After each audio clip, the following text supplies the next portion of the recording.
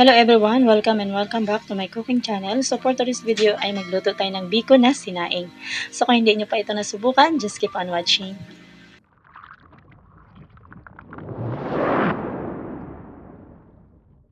Hello mga langga! So ito na yung mga sangka para sa ating biko with OB flavor. So meron tayong luya, food color, OB jersey condensed, glutinous rice, and brown sugar.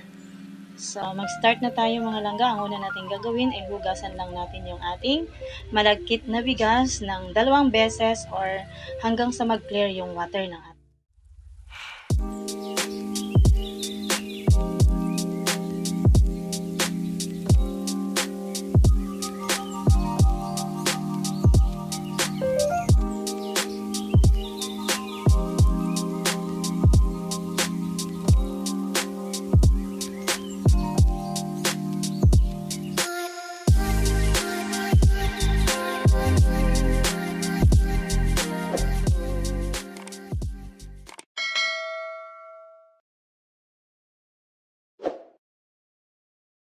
So, ito na yung pinaghuhugasan natin na malagkit na bigas mga langga.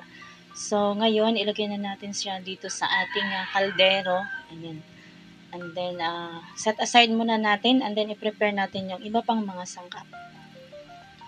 So, ito yung ating food color. Ayan, powder yung ginagamit ko mga langga. Mas maganda yung powder kaysa liquid and then yung ating luya.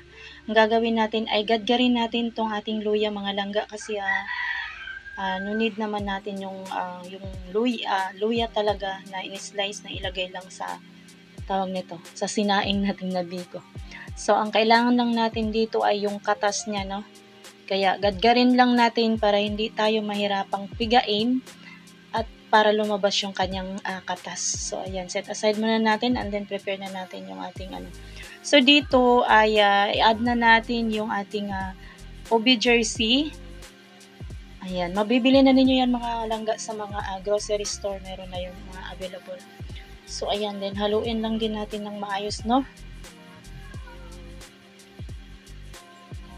And then, diretso na to nagawa mga langga. Hindi na natin kailangan na gumawa pa ng latik. And then, i-steam natin yung malagkit na bigas. Medyo mahaba-habang process na yun. So, ito ay maiksing process lang to sa paggawa ng biko. Then, ilagay na din natin yung ating asukal and then mix natin ng maayos, no? At pagkatapos ay ayun. Ito na yung ating luya kanina na ginadgad. Ang gagawin natin dito ay salain natin, no? At pigain natin gamit yung kutsara. Yan, para lumabas yung katas ng luya. Ayan, ganun. Ang dami, no? Ang daming lumabas na nakatas ng luya. Ayan, and then nilagyan ko lang siya ng kaunting gata mga langga para mas maano natin yung katas ng luya. Ayan, and then pwede na natin tong ihalo dito sa ating mini mix na na malagkit na bigas, and then ilagay na din natin yung ating gata. So, dito guys, no? Parang nagsasaing ka lang din ng bigas.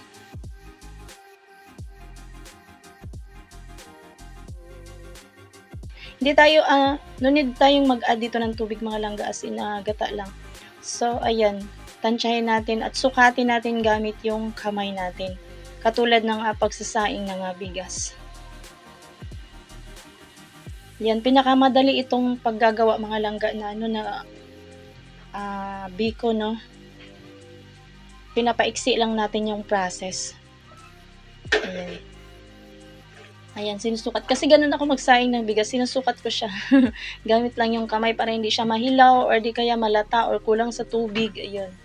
Ganun lang ako magsaing. So, and then dito mga langga, pwede tayong mag-add ng food color. Kung gusto nating achieve talaga yung kulay ng ubi or purple na kulay, ayan, pwede tayong mag-add, but it is optional lang mga langga, no? Kung gusto nyo lang or basta sa inyo yung So, ayan, haluin lang natin guys hanggang sa ilalim at ayun, pagkatapos pwede na natin tong isalang. 2,000 years later. So, eto na mga langga, isalang na natin yung ating biko na sinaing. So, yung ating apoy mga langga ay medium fire lang ha. Huwag niyo masyadong lakasan kasi mabilis masunog yung ilalim. And then, ayan, after 15 minutes, ayan, check natin ulit.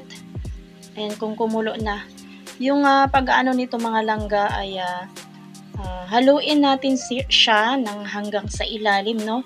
Para maiwasan yung pagtutong ng malagkit na bigas. Ayan. Haluin lang natin na maayos. And then, pagkatapos, takpan natin ulit. And then, after, basta check natin after, mga 10 minutes, no? Check natin ulit. So, eto na yun mga langga, no? After 10 minutes, ay kumulo na siya ng konti. So, ayun ay haluin na naman natin siya, no? Hanggang sa ilalim. Yung paghahalo nito mga langga, as in doon sa pinakailalim niya, no? Hanggang sa pinakailalim. Para hindi siya magtutong. So, ayan. So, kung napapansin nyo, ay unti-unti na siyang nag-dry. So, ayan. Takpan na natin ulit. Tapos, another 15 minutes. 2,000 years later. Hello mga langga, so ang bango ng mga langga, no? Sobrang natatakam na ako. Excited na akong kumain dito. So dito medyo nag-ano na talaga siya guys, no? Wala na siyang natitirang pang tubig, no? So inhin na siya kung sa bigas pa or sa kanin pa, inhin na yung ating biko.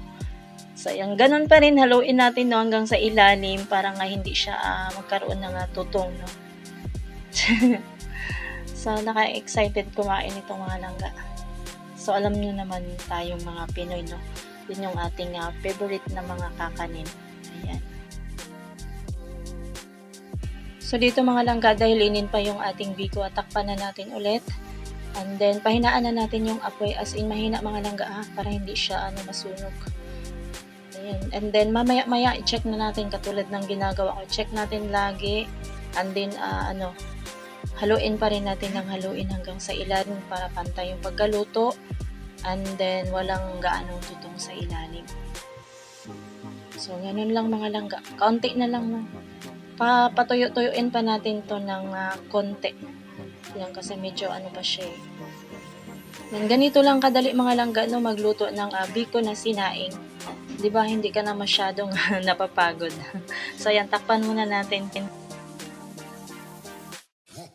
Hello mga langga, so after 15 minutes, ito na yung ating biko na sinaing.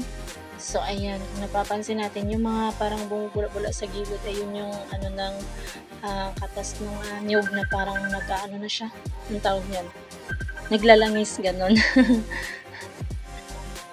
And then, haluin na natin to guys na maayos, no? Then, check natin kung ito ay luto na ba talaga.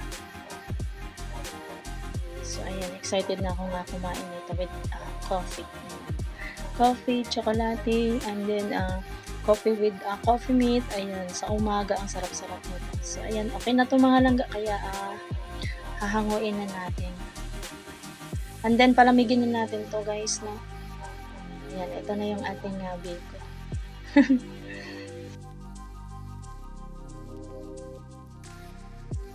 Hello mga langga, so ito na yung ating ubi biko, no? So, medyo malamig na, kaya hanguin na natin ito. So, medyo excited na ako makalangga kasi nung nakaraan pa ako gustong gumawa ng biko, no? Kasi parang natatakam nga talaga ako. Kaya sabi ko gagawa ako ng biko.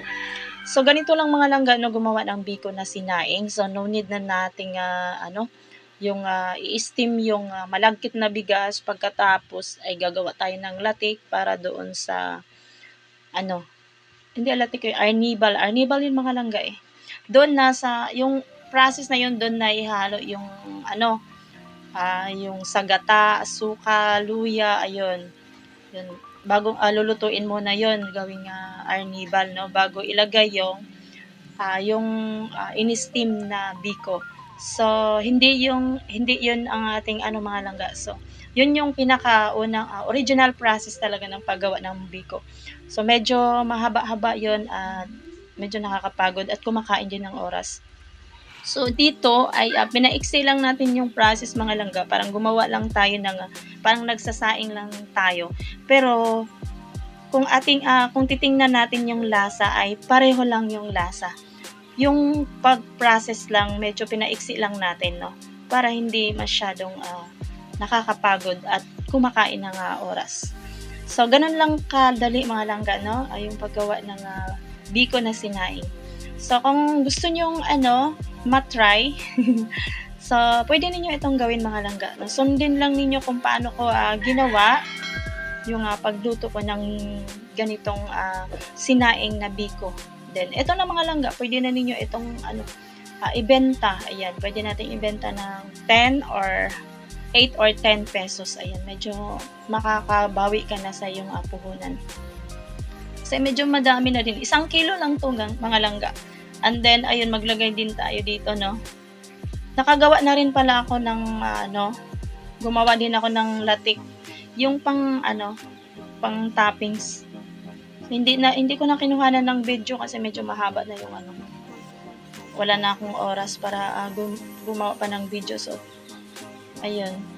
Pero kung gusto niyo yung mga langga makita kung paano magawa ng latik, so lang kayo, mag-comment lang dyan sa baba, no, para makagawa na ako ng video para dito.